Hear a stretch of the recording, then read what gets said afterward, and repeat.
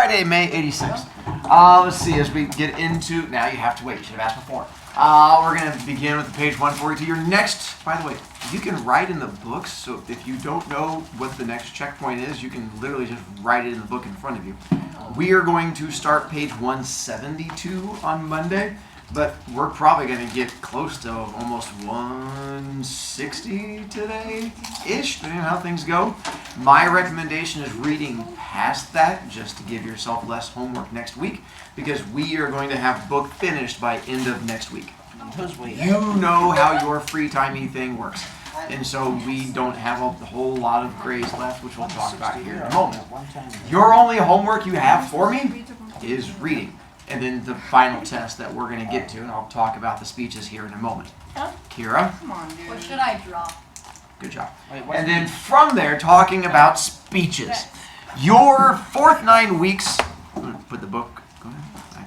Your fourth 9 weeks final assessment is a speech. And so I figured it was, that's where we get it. No, the test is just the wrapping up of Princess Bride. Thank God. I feel the same way. And so the sinking feeling that you have inside of you that is connected to having to give a speech is why I don't hate you. You already gave your speech. I had you do your speech back before because I had a feeling that when we got to the end of the year, you would be brain dead and not wanting to give a speech. Yes. So the speech you gave, which was the story about your old childhood and the story about yourself, that was your speech. So we don't have a final. This weekend, I am putting that speech grade up on your grade. Now, if you don't like your speech grade, because maybe you fell apart back then, or you struggled with the speech, you have the option to redo the speech. And you can get full points for redoing the speech. And that'll be next week if you are wanting to do it. And you get a whole new speech, a whole new handout. You get to go up in front of the class all over again, fun stuff like that. And so we will have that next week if you are wanting to. I will upload the speech grades this weekend so you can sort of see how it is impacting your overall grade in class, and you can decide from there. Or you could always go look at the handout I gave you back, which should be sitting in your folder unless you threw it away. But then, you know, from there we get to try and help you out. But that was my way of trying to not make you freak out quite as much at the end of the year. Itch. So is speech grade being the exam column? Yeah, you are correct. So that's why it says let's talk about speeches. And so I will put it on there for you, and I'll remind you guys on Monday. And then you get your choice if you are wanting to redo speech or you can sit with what you got for speech. I'm happy either way. And you can get up to full credit because I figure your punishment is having to do a second speech. So there's no point like docking your grade. Having to stand in front of the class and cry. Who here likes speeches? You like What? Girl, put your hand up. I like embarrassing myself. Hypothetically, I mean, I like speeches, but I'm also a very special person. I like listening to other people's speeches. I don't like actually doing it. I didn't like speeches then. I like speeches now. Oh, that embarrassing story. Yeah. It was embarrassing then. Let's see. No, we don't need that. And again, we have a handful of you who have still not turned in quiz. You can still turn in quiz. I will grade quiz if you do quiz. You just have to email me to let me know. I think we still have like 4 kids in here who have still not turned it in. You're good. Be brave. Just close your eyes. I can't see it. You see Floor and Gilder, Farm Boy being dead. It just keeps bringing me joy. And then we have Buttercup and Humperdinck together. And then Humperdinck and Buttercup. And then we have the 3 circus performers who are not circus performers. It turns out they're assassins. And they go to attack the princess. Then we have them in the water. And that was kind of as far as we got with you guys. Although we did get to her jumping into the water and almost getting attacked by sharks, but not quite getting all the way attacked by sharks. Then there was the part that you had to read on your own. If you did not read that part on your own, that'll be the part you can choose to go back and do this weekend, if you want to. Following them as they flee. What is following them as they flee? The man in black. The man in black. No, I said what is following them? A ship. There you go. Yes. And so we find out it is a ship that is completely black, that is going really fast, and is closing in behind them. And then we get to the shore. This is the Eclipse of Insanity.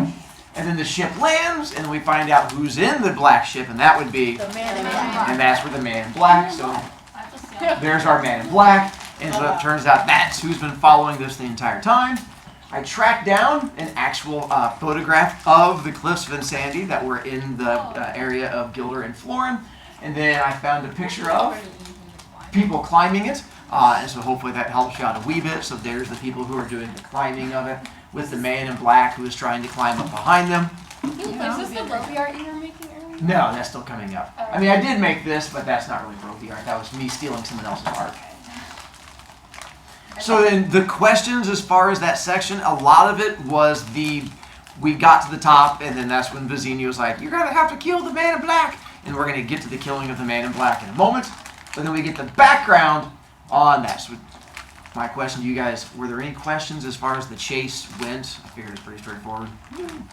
And then we got to Inigo's backstory, and this is where we find out about Domingo Montoya. And we also find out about Yesti and the sword making, and why Inigo has scars on his face, and that's why I'm wearing the shirt that I'm wearing today, because it turns out that Inigo is really upset about that whole dead father thing, and he dedicates his life to trying to get revenge. And we find out about the six-fingered man, who is also the nobleman, is the same person. The six fingers on one Right. one hand. It's a 6 finger after the pinky. Yeah, I was trying to figure out how to make it work. There you go. But then if it's another pinky, wouldn't it just be 2 pinky? I don't really know. Anyway. And so 6 fingers on that one hand, and that is also the nobleman, the same person. And then it jumps back to 142. And that's where we're going to start reading together with the confrontation between Inigo and the guy that's been creepily following behind them. If only I had put it on there multiple times. Yeah. Wow, did she just throw you under a bus? That was impressive. We're going to keep working on that friendship thing in class. You know, just for that, Gray, you're not allowed to come back to class next week. Bro, lucky. What'd you do to say? Yeah, I know. I'm not gonna do this. What, Mr. Broviak, what did she say? We don't like you. I'm just joking. I said, you know, When- I can't explain it. What'd you say? Gray had no idea that we were supposed to read, even though we'd said it multiple times. And then she blamed And then when I attacked Gray, she turned around and said, yeah, Reese, like it was your... Yeah. Where's your forehead shining right now? Because I'm bald. It's got like a little thing there. I polish it every morning with like a cloth. Oh, you're weird. I think we already know. Page 142. My Brovy art will be coming up, and you'll know the Brovy art. It's Okay. going to be hard to miss. I have to get my voice ready. Oh, yes. Inigo paced the cliff edge, fingers snapping. 50 feet below him now, the man... No, not that. Oh. Girl, that's so bad. Yeah, I bet. 50 feet below him now, the man in black still climbed.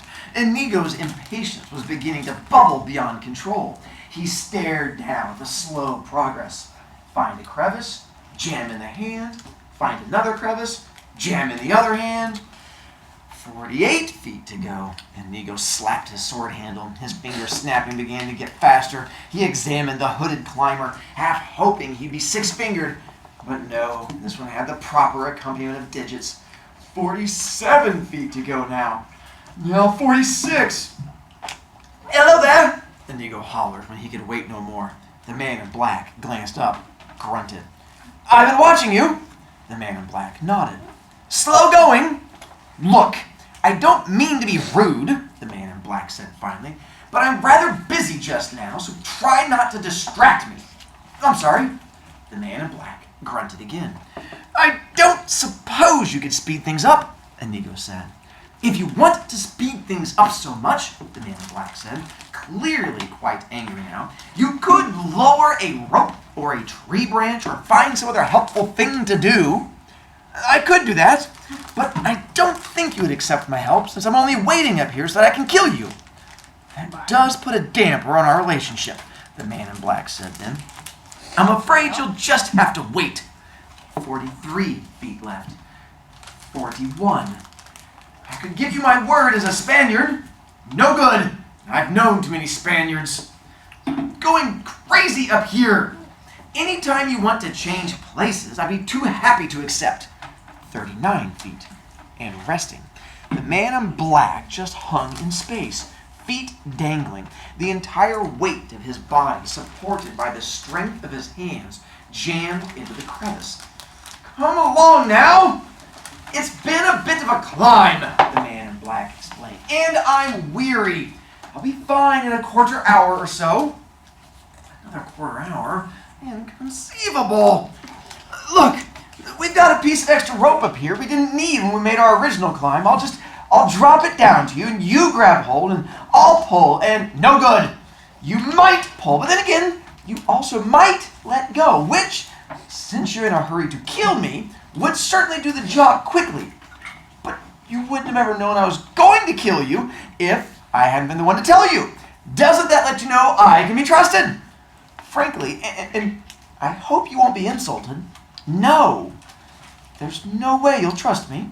Nothing comes to mind." Suddenly, Inigo raised his right hand high.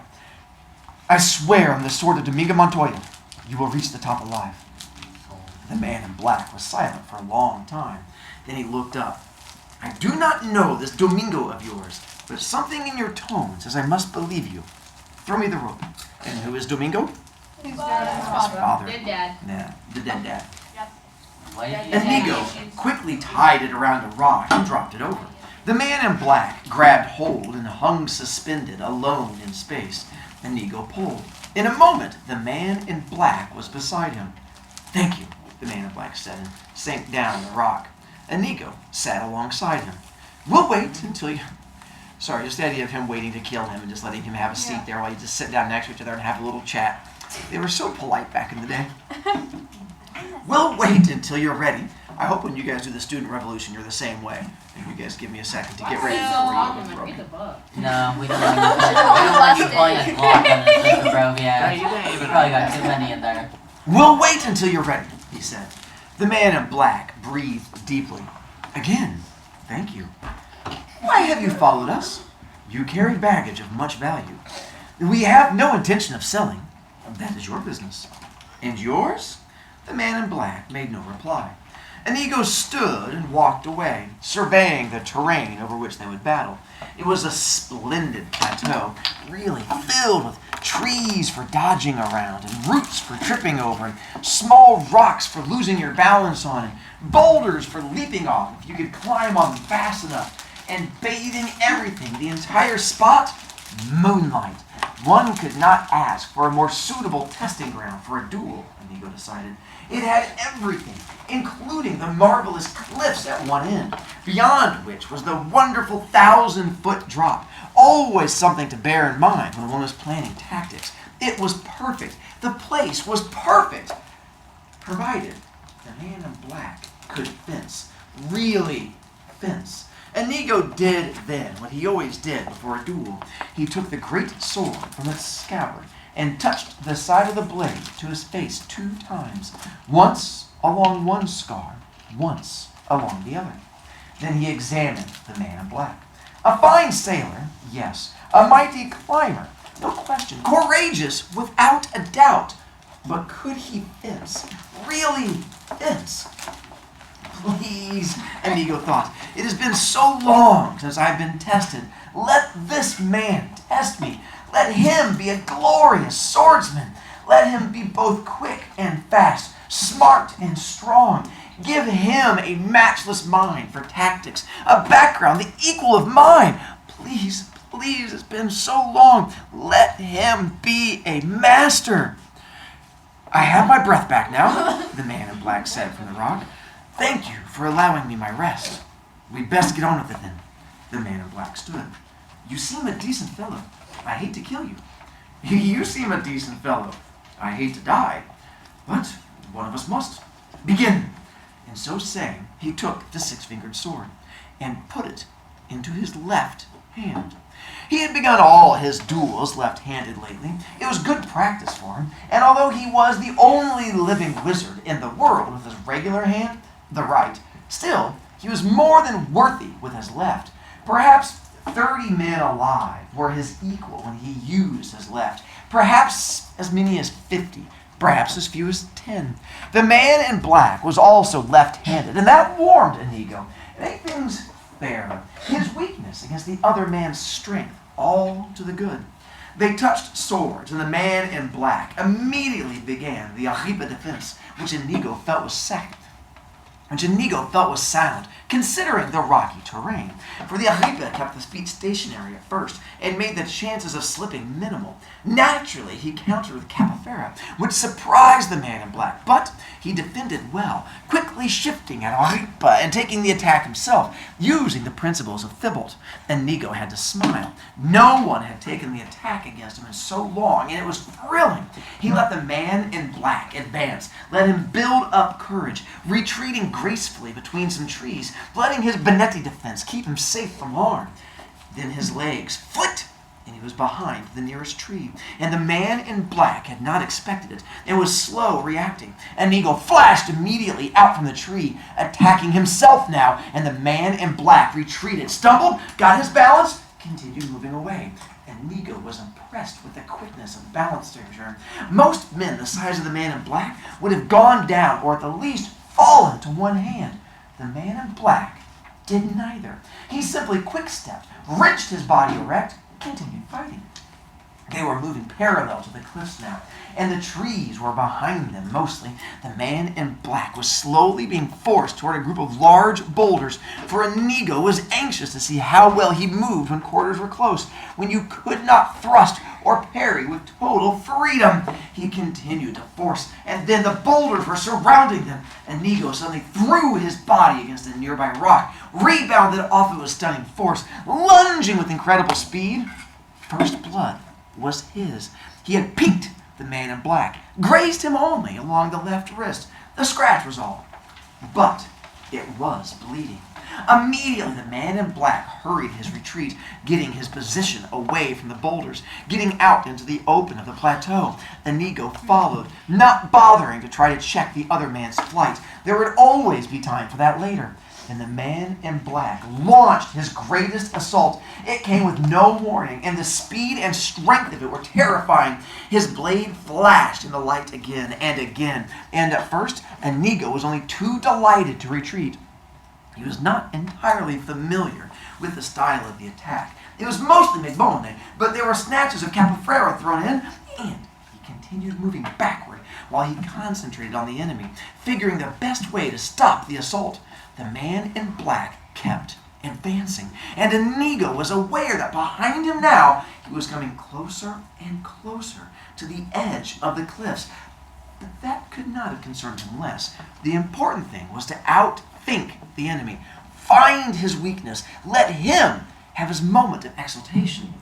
Suddenly, as the cliffs came ever nearer, Inigo realized the fault in the attack that was flashing at him.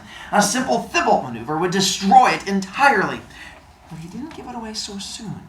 Let the other man have the triumph a moment longer. Life allowed so few. The cliffs were very close behind him now. Inigo continued to retreat. The man in black continued advancing. Then Inigo countered with the Thibault. And the man in black blocked it. He blocked it. Inigo repeated the Thibault move, and again, it didn't work. He switched to Capofera. He tried Benetti. He went to Fabrice. In desperation, he began a move used only twice by Saint. Nothing worked. The man in black kept attacking, and the cliffs were almost there. Inigo never panicked, never came close, but he decided some things very quickly because there was no time for long consultations. And what he decided was, although the man in black was slow in reacting to moves behind trees, and not much good at all amidst boulders when movement was restricted, yet out in the open where there was space, he was a terror, a left-handed, black-masked terror. "You are most excellent," he said. His rear foot was at the cliff edge. He could retreat no more. "Thank you," the man in black replied. "I have worked very hard to become so." "You are better than I am." "So it seems. But if that is true, why are you smiling?" "Because I know something you do not know." "And what is that?" "I'm not left-handed!" Inigo replied, and with those words, he all but threw the six-fingered sword into his right hand, and the tide of battle turned. The man in black retreated before the slashing of the great sword. He tried to sidestep, tried to parry, tried to somehow escape the doom that was now inevitable, but there was no way. He could block 50 thrusts. The 51st flipped through, and now his left arm was bleeding. He could thwart 30 riposts, but not the 31st, and now his shoulder bled. The wounds were not yet grave, but they kept on coming as they dodged across the stones.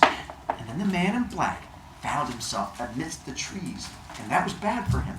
And he all but fled before Inigo's onslaught, and then he was in the open again. But Inigo kept coming. Nothing could stop him. And then the man in black was back among the boulders, and that was even worse for him than the trees. And he shouted out in frustration and practically ran to where there was open space again. But there was no dealing with the wizard, and slowly again the deadly cliffs became a factor in the fight. Only now it was the man in black who was being forced to doom. He was brave, and he was strong, and the cuts did not make him beg for mercy, and he showed no fear behind his black mask. "You are amazing," he cried, as Inigo increased the already blinding speed of the blade. "Thank you. It has not come without effort." The death moment was at hand now. Again and again Inigo thrust forward, and again the man in black managed to ward off the attacks, but each time it was harder, and the strength in Inigo's wrist was endless, and he only thrust the more fiercely, and soon the man in black grew weak. "You cannot tell it, because I wear a cape and mask, but I am smiling now." "Why?" "Because I'm not left-handed either," said the man in black, and he too switched hands, and now the battle was finally joined, and Inigo began to retreat. "Who are you?" "No one of importance. Another lover of the blade." "I must know." Get used to disappointment." They flashed along the open plateau now, and the blades were both invisible. But oh, the earth trembled, the sky shook, and Inigo was losing. He tried to make for the trees, but the man in black would have none of it. He tried retreating to the boulders, but that was denied to him too. And in the open, unthinkable as it was, the man in black was superior. Not much, but in a multitude of tiny ways. He was of a slightly higher quality, a hair quicker, a fraction stronger, a speck faster. Not really much at all, but it was enough. They met in the center plateau for the final assault. Neither man conceded anything. The sound of metal clashing metal rose. A final burst of energy flew through Inigo's veins, and he made every attempt, tried every trick, used every hour of every day of his years of experience. But he was blocked by the man in black. He was shackled by the man in black. He was baffled, thwarted, muzzled, beaten by the man in black. A final flick, and the great six-fingered sword went flying from his hand. Inigo stood there, helpless. Then he dropped to his knees, bowed his head, and closed his eyes. "Do it quickly. May my hands fall from my wrists before I kill an artist like yourself," said the man in black. "I would as soon destroy Da Vinci. However," and here he clubbed Inigo's head with the butt of his sword, "since I can't follow me either, please understand, I hold you in the highest respect." He struck one more time, and the Spaniard fell unconscious.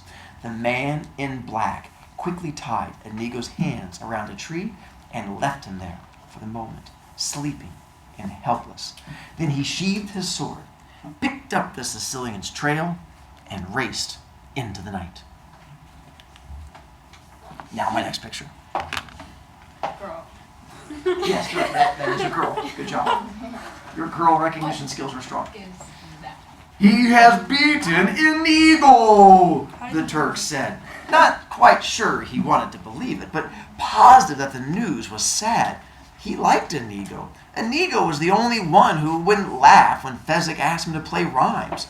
They were hurrying along a mountainous path on the way to the Gilder frontier. The path was narrow and strewn with rocks like cannonballs, so the Sicilian had a terrible time keeping up. Fezzik carried Buttercup lightly on his shoulders. She was still tied hand and foot. "I didn't hear you. Say it again," the Sicilian called out, so Fezzik waited for the hunchback to catch up to him. "See!" Fezzik pointed then.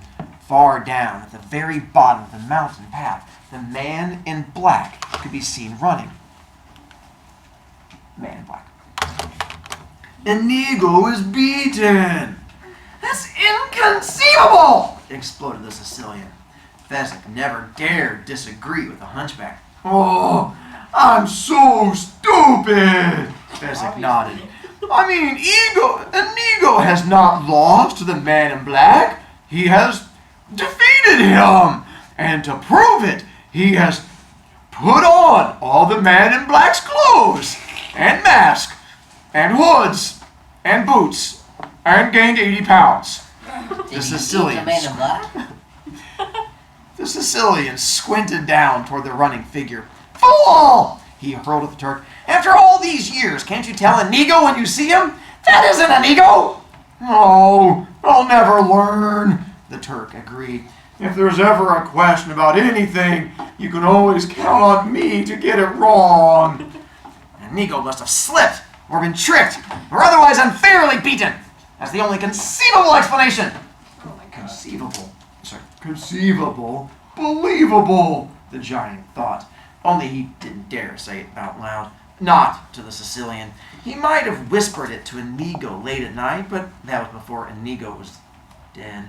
He also might have whispered it, heavable, thievable, weavable, but that was as far as he got before the Sicilian started talking again, and that always meant he had to pay very strict attention. Nothing angered the hunchback as quickly as catching Fezzik thinking. Since he barely imagined someone like Fezzik capable of thought, he never asked what was on his mind because he couldn't have cared less. If he found out Fezzik was making rhymes, he would have laughed and found new ways to make Fezzik suffer. "Untie your feet!" the Sicilian commanded. Fezzik put the princess down and ripped the ropes apart that bound her legs. Then he rubbed her ankles so she could walk. The Sicilian grabbed her immediately and yanked her away. "Catch up with us quickly!" the Sicilian said. "Instructions!" Fezzik called out, almost panicked. "Finish him! Finish him!" The Sicilian was getting peeved. "Succeed, since Inigo failed us!" "But I can't fence. I don't know how to fence." "Your way!" The Sicilian could barely control himself now. "Oh, yeah, good. My way. Thank you, Vizzini." Then, summoning all his courage, "I need a hint. What's my way?" "You're always saying how you understand force, how force belongs to you. Use it. I don't care how. Wait for him behind there." He pointed to a sharp bend in the mountain path. "And crush his head like an eggshell." He pointed to the cannonball-sized rocks. "I could do that, yeah. It just seems not very sportsmanlike, does it?" And there I'm going to stop with you. Aww. So we're going to do 172, and then also right on. You do a very good Sicilian voice, Mr. Brovicast, and almost sounds exactly like the movie. Thanks. You just need a little bit more of a list. And also you need to say inconceivable more. He says that So we do 172, and then we should be good to go. All right.